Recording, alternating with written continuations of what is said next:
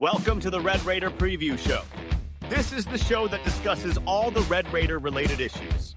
Coach Ritter will let us know his take on his first road win with Decatur High. He'll give his thoughts on the Columbia Eagles game. He'll also give us a preview of the Thursday night game against the Jaguars of May Jemison High School.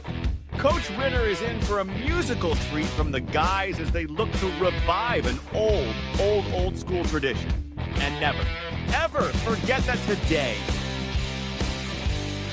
is a great day to be a Red Raider. Now on to the Red Raider Preview Show with John Godwin, Brent Collins, and Coach Ritter. It's a great day to be a Red Raider. Through the storm, the calm now later. Lift your head, stand tall, Red Raider. GK to pride, always greater. Always greater. Walking through the halls with pride. Red Raider spirit high as the sky. The day high, shining light, shining bright both day and night. Friends and family unite. Red and white, ready to fight. From the class to the field, we shine. Red Raiders, we unstoppable. It's a great day to be a Red Raider. Through the storm, now and later. Lift your head, stand tall, Red Raider. You get a pride, always greater, always greater.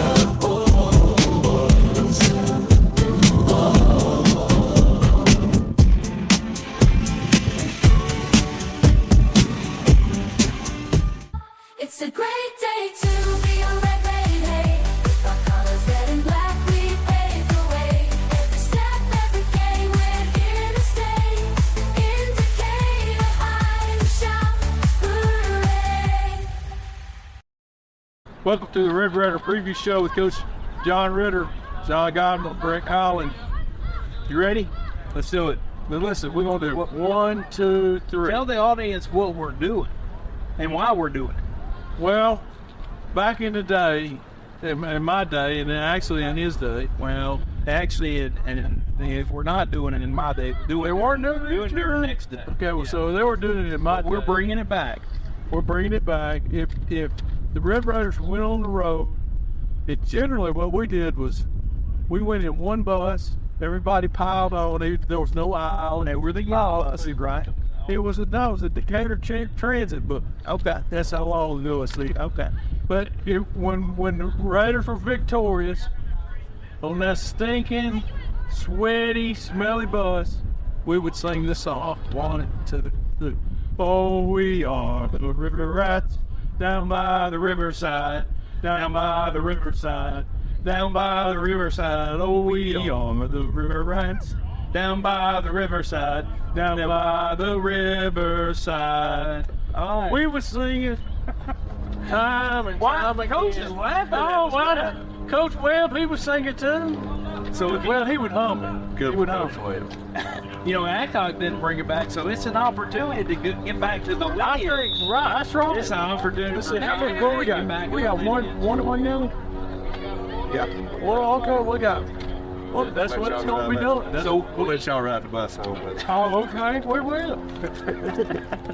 Well, speaking of, we had a good win, but before we go and talking about that win, that's why we sang the song, we got some more ruminations to go over, right?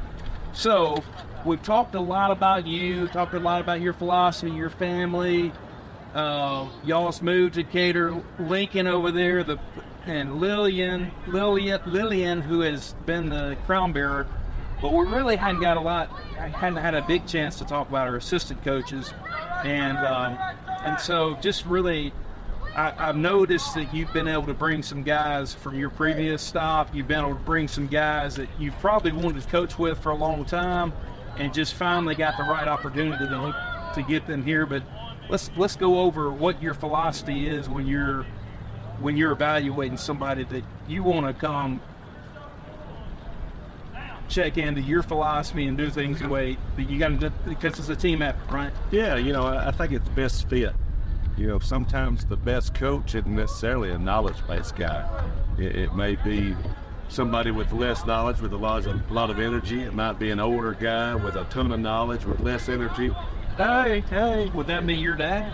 No, he's still pretty far. It really just how do we all fit together? And I said this, and I've been very lucky throughout my career. I've always, I guess, had a knack for putting together a staff that worked well together, that gelled together, that coached the kids the right way. And this one's probably one of the best ones I've had, and very proud of the guys that we kept that have been here, and for either 1 year like Coach Lockhart for 16, and then the new guys that we brought in. I think it's a great combination of not only coaches but people. Who are they? So offense coordinator's Kirk Kennedy. He's a heck of a golfer, from what I understand. Good golfer. He's got a really cool story about Jack Nicklaus. Have you heard that story? Yeah. Okay. Yeah. Well, we won't go there, but if you ever want to know more about Coach Kennedy and his background, he coached Jack Nicklaus's grandson when he was at Florida State. Yep. Pretty cool story. And Kirk's dad played at actually West Virginia for Coach Bowden, and when Coach Bowden went to Florida State, Keith transferred to Florida State with him, and Kurt worked with Coach Bowden at Florida State. He worked with Coach Fisher at Florida State.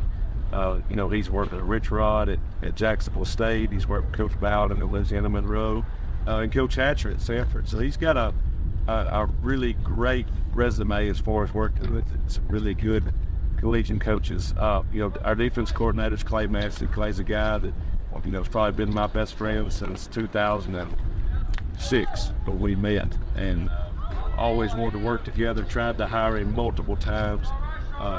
Really tried to hire him each of the last 4 years, and just never could make it work. And finally, we're able to put it together. Coach Blackburn, O-line coach, one of our O-line coaches. He's been with me for 10 years. Well, he knows football. He and I played Pop Warner football together. We were 23-1. Very good. Before it's a 3 year. His dad, Steve. Steve knows Nick well. And then Kobe Moon's a guy that played for me for 1 year at Fort Resort. Did a student teaching at Russellville. It helped us in our middle school. They on the sideline with us on Friday nights. He's another guy that we brought in.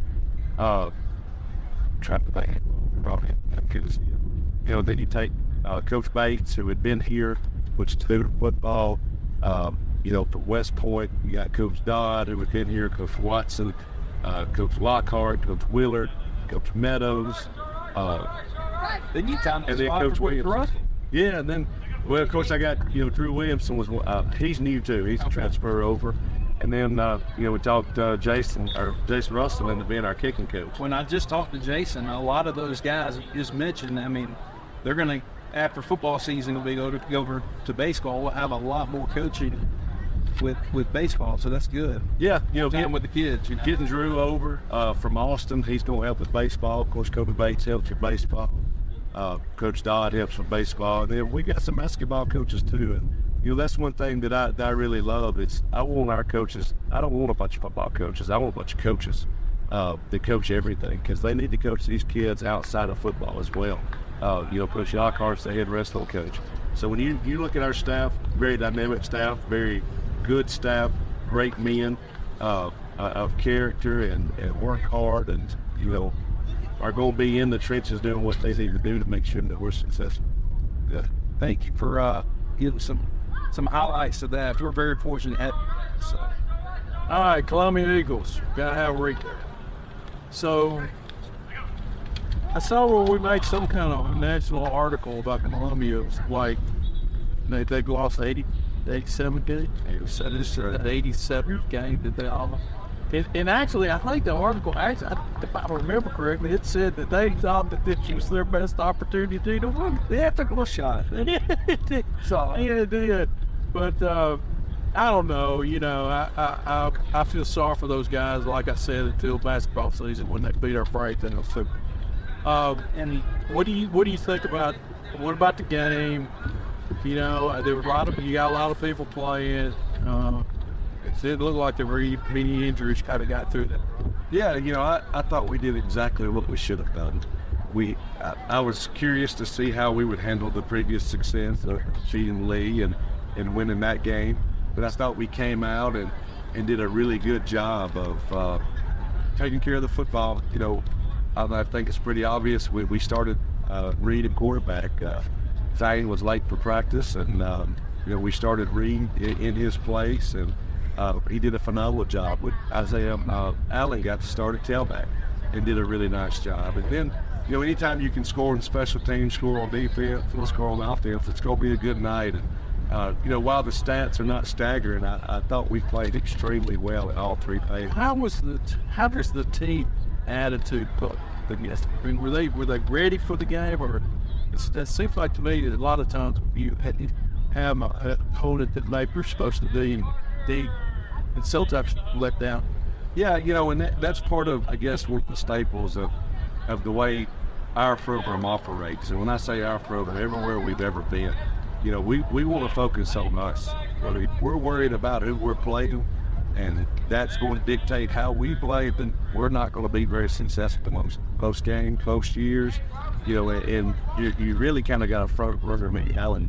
And so we really hammered these guys Monday, Tuesday, and Wednesday, handling our business, make sure that practice is the level that we want it to be at, and no matter the opponent, and go out and do what we need to do, because, we've talked about goals, we've talked about what we want to do with this season, and, even after an 0-5 start, everything that we want to do is still attainable. Right. And, it started with beating Columbia.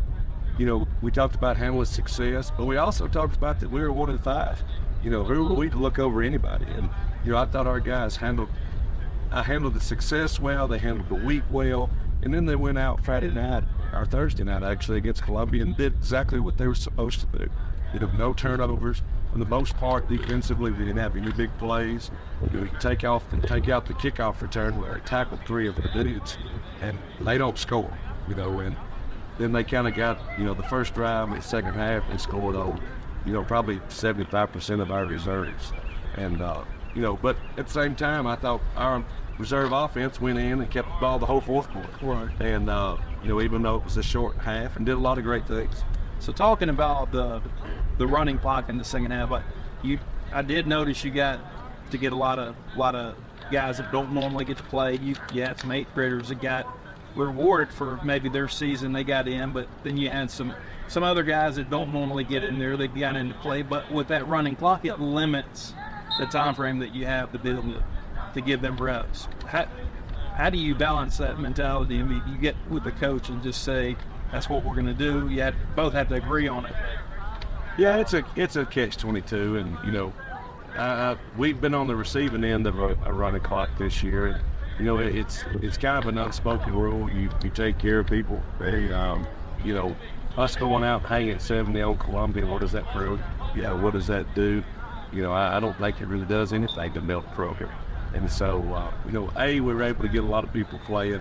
And B, we play 8 JV games. And,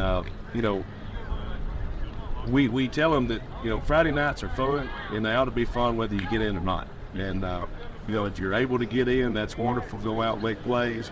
But at the end of the day, we're rewarding the guys that are rotators and starters on Friday night, because there's a lot of programs that don't dress everybody. If we only took 53 like the NFL, who's playing, who's not. And that's really the way we approach it. And we got a game tonight where we're going to try to get up, 40 more guys somewhere in the South.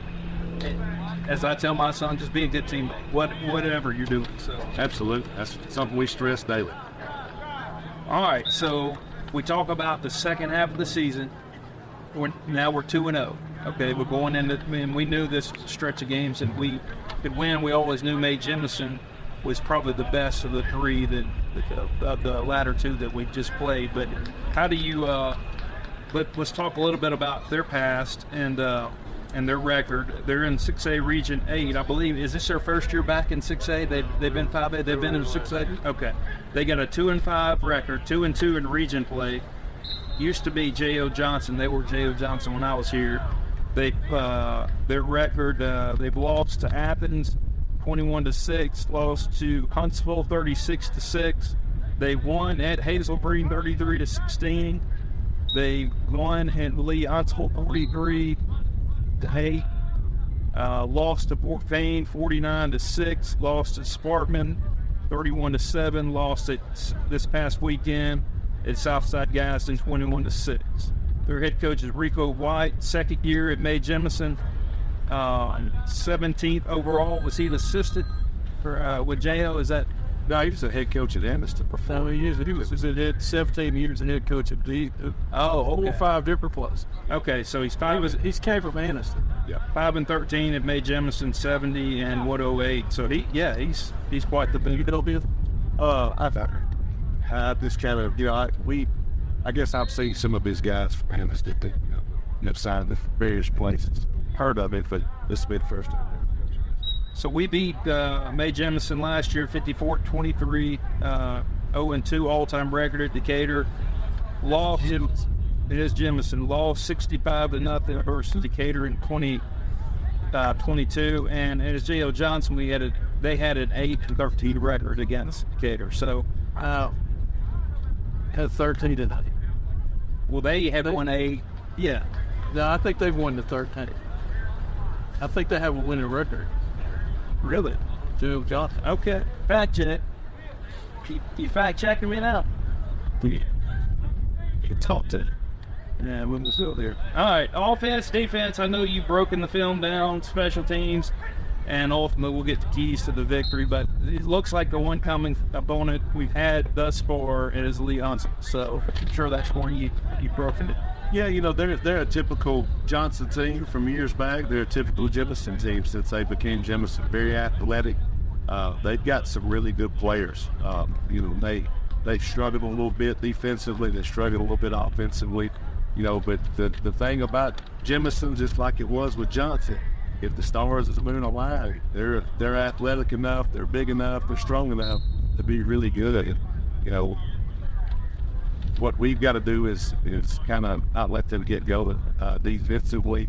They've got 2 defensive ends to the league, as good or anything that we've seen. Number 11. One of them's a 4-star. Yeah, number 11's a 4-star guy. Defensive end. Defensively, very athletic in the secondary. Offensively, it's kind of, been the tale of multiple games. Depending on personnel, they've had a lot of inconsistencies, but what has been consistent is number 4. He's Wildcat quarterback, he's a tailback, really, really good player. So are you really stressing containment on him? Yeah. With the guys? Is that what will be in? Not necessarily containment, but making him run east and west. We might let him get north and south. And tackling him in space, it's going to be tough, but that's what you get when you play them. So who's going to replicate number 4 in practice this week? The way we practice, they're chasing around Devin, they're chasing around Dante, and then they're of course chasing around our little JV backs too. But that one thing about the way we practice is we give both sides a really good look by doing some best on best, and the way we do scout offense, they get to see the best players we've got, and so it creates competition, which is exactly what we want. So we know that Thursday night's a night for Coach Adcock, and tribute to him for his 27 years here of service. And is that in the discussion with the kids, knowing that he's going to be here? And some of these older kids play a little bit for Coach Adcock, and they're maybe freshmen, but is that ceremonies before? Distraction, like Is it a distraction? No, I don't think it is a distraction. I think we've used it for, we actually told the kids this morning after practice about, there's kind of 3 elements that have been added to this game that may not have existed before, the last couple of weeks. We are honoring Coach Adcock, and, this is going to be Coach Adcock's first time to see these guys live. What impression are you going to give to a guy that's been here for 26 years? Not only is Coach Adcock going to be here, but I have a feeling Coach Mask and Coach Forrest and Coach Lovett and, all the guys that have coached here for, 20 plus years, with the exception of Coach Mask, who's here like 7. What is their impression of you going to be? And then C, it's another opportunity to compete. And then D, if we do what we're supposed to do and we're able to have some success over the next 3 weeks, this game could be crucial as far as a tiebreaker. If needed, it could be, whatever, but it's also momentum. And so, while it is the next game, it's the most important game. It's a game that we need to win to keep the good juju going. There's a lot of other things with Coach Adcock, and that whole confidence is going to add to the level that we got to raise our game to. And so a lot of motivation. I forget the River Rats. Well, we're not on the. No, it's not on the road, so they can't. We can't do it. We're not on. No tradition. No tradition. Okay. You go come in the locker room and lead it out to the game. I come in the locker room and lead it up to the You game. think you're gonna have some people singing with us? Me. I might be the only one. Maybe Nick. That's right. All us whitey tighties gonna be in. You by yourself with that, man. By yourself. Roll solo. That's what Yeah, that's right. But we'll go at that. The key to the victory, and I will say, and I keep going back to the second half of the season, is 3-0. There's a lot to play for, as you just mentioned, but ultimately we're going to be 3-0 going into the last two games of region play that could ultimately, what's your goal when you go into the season? We ain't talking. Not yet, but that's where we're getting. That's where we want to get to. So the goal is making the play, right? And Yeah. it's still out in front of us. So I think we got to appreciate some of our sponsors. Okay, yeah, let me talk about some platinum sponsors. Evan and Harris PC or Gold Rush Tax and Fluid Engineering, Decatur Coca-Cola Bottling, Melissa and Jamie Penley, Core Construction, United Community Bank, Early Services, Decatur Utilities, Guy's Pharmacy, John Pilot and Eagle Creek, Culver's, Dr. Lou Sample and Dick. And our diamond sponsors, J.W. McCool Home Inspection Service, BCA General Contractors, B&B Roofing, Prodigy Services Incorporated, Decatur Morgan Hospital, Impact Sales and Service, Stovall Marks Insurance, Fort Mallard Nutrition, and J&M Signs. All right, so here we go. History quick. Here's the first When one. are we ever going to let him ask us a question? We're not doing that. Okay. That's not how it works. That's not how it works. Okay. All right, so what kind of vehicle did a 15-year-old John Ritter? 15-year-old now, you can't drive, but what you want? What I got? I got an old hatchback Mustang. That's what you wanted? Your daddy got you that? Yeah, it was like a 19. So this would have been in 2000. And Was it Brandon? 1986. Oh, 86. Oh, wow. Hold on, back up. So where was this? Then took that 99, 2000. And you got an 86. 1986. Would it run? It was a good car. 5-speed. Would it run? No, it wasn't a 5.9. 5-speed. But would it run? How fast did you have? 6 to 8. I didn't go very fast. Oh, you lying? That's a lie. I'm scared to death. That's a lie. You were kind of coming down Coleman Mountain right there. How fast you get? Coleman, man, I lived in Rogersville. Come on, man. So you were down there. I'm sure you were. Did you have it over 100? Maroon. Okay, for Lauderdale County. Yeah, we out there. It just worked out. Yeah. They have a white stripe down there. Then we had a big Mustang. Then what? Back Let me there. ask you this. Had a Did you sound cry system. when he gave you the key? No. Oh, that's what you... No, I mean, I do. I get it. I mean, it wasn't like it was. So where is it today? Would be the better. So oddly enough, so I had it up until I was a senior. I got a new car as a senior. You got a new car senior in high school? Yeah, for graduation. That was my graduation present.